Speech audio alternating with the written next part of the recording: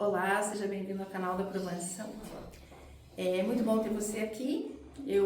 Antes de começar, quero pedir que você dê um like aqui no nosso canal. Se você não nos segue, faça sua inscrição aqui embaixo.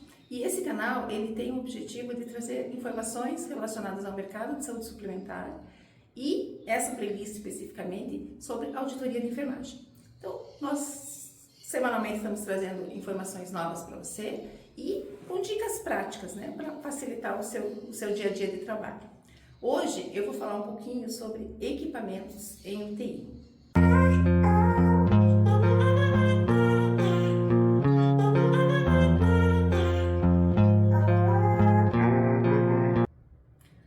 Se você buscar lá nos nossos vídeos anteriores, eu já fiz um vídeo falando sobre equipamentos em geral utilizados no ambiente hospitalar. E hoje eu vou falar um pouquinho sobre os equipamentos em UTI. Primeiro, a gente precisa identificar de qual UTI nós estamos falando, né, ou vendo, ou auditando. Sempre que eu converso com vocês, eu trago assuntos que apareceram no meu dia a dia de trabalho, né? Então, todos os dias eu estou fazendo auditoria de contas e às vezes surge uma situação que eu penso, puxa, isso aqui é um assunto interessante para levar lá para os nossos vídeos, para ajudar todo mundo que está trabalhando em auditoria. Então, essa semana eu auditei algumas contas de UTI e aí percebi que no processo de trabalho ali do dia a dia, primeiro pensamento que eu preciso ter, a primeira atividade é separar a UTI adulto da UTI infantil. Por quê? Porque são características diferentes, são populações diferentes, são pacientes que têm necessidades diferentes. Então, existem equipamentos que eu preciso e uso numa UTI pediátrica e que eu não vou precisar nem utilizar numa UTI adulto. Hoje nós vamos falar um pouquinho mais sobre a UTI de adulto, mas no próximo vídeo a gente fala mais sobre a UTI pediátrica. Então, quando eu vou auditar uma conta onde o meu paciente, o meu beneficiário, ficou, né, na acomodação UTI, eu tenho a fatura que o prestador me apresenta e lá está escrito quantos dias esse paciente ficou na UTI e um valor para essa acomodação. Primeira coisa que eu preciso saber é o que está combinado entre a minha operadora e esse prestador de serviços. Que tipo de diária foi combinada com esse prestador? É uma diária compacta? É uma diária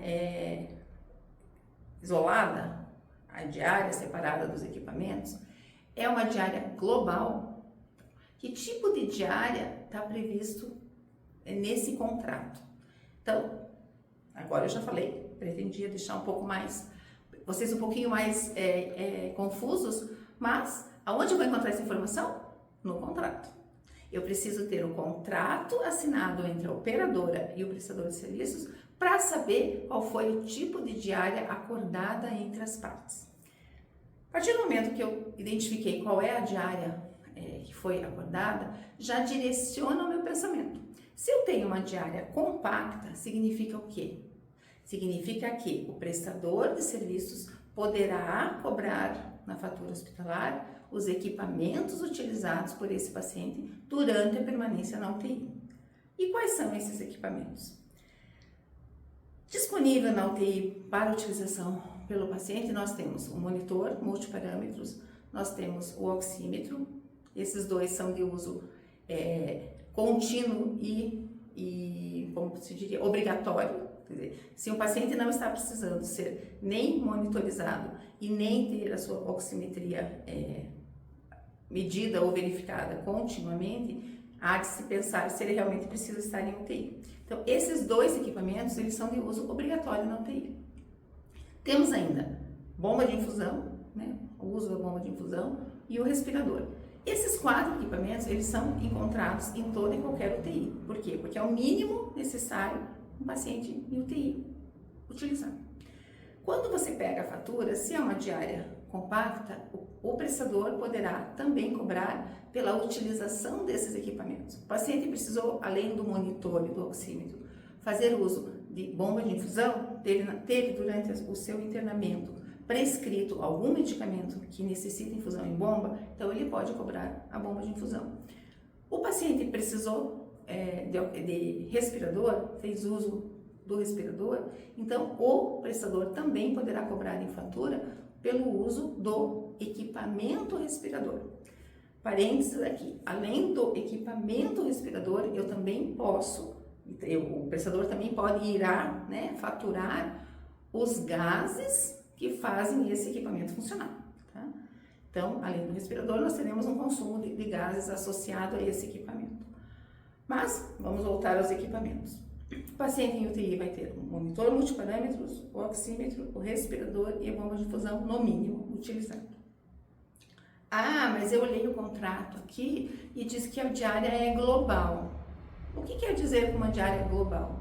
A diária global, ela pode, né, incluir todos os equipamentos, né, indistintamente, ou não, ou incluir alguns desses equipamentos e ter deixado de fora, no momento da negociação desse contrato, aquele equipamento que é menos utilizado, que não será utilizado obrigatoriamente por todo paciente de UTI. E eu te pergunto, qual seria desses 4 equipamentos mínimos que a gente citou, aquele que usualmente na negociação é deixado de fora da diária global? Por quê?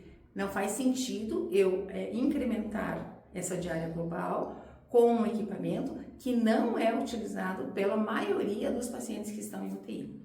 E aí eu pergunto para vocês, que equipamento seria esse?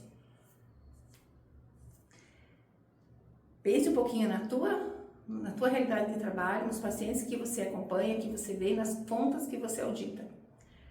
Eu diria que em torno de 20% ou 30% dos pacientes que eu audito, das contas que eu audito, fazem uso do respirador. Os demais não fazem.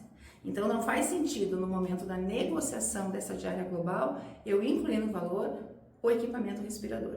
Por quê? Porque ele não será utilizado por todos os pacientes. Então, o respirador, na maioria das vezes, é deixado fora das negociações de diárias globais. Então, na diária global eu incluo o monitor, o oxímetro, a bomba de infusão, mas eu deixo de fora o respirador, porque ele não é utilizado pela maioria dos pacientes. Eu espero que vocês tenham gostado. Se ficou alguma dúvida, algum questionamento, se quiserem perguntar alguma coisa, é só mandar pra gente a pergunta. Você pode entrar em contato com a gente também acessando o nosso site, as nossas redes sociais ou aqui mesmo no canal do YouTube.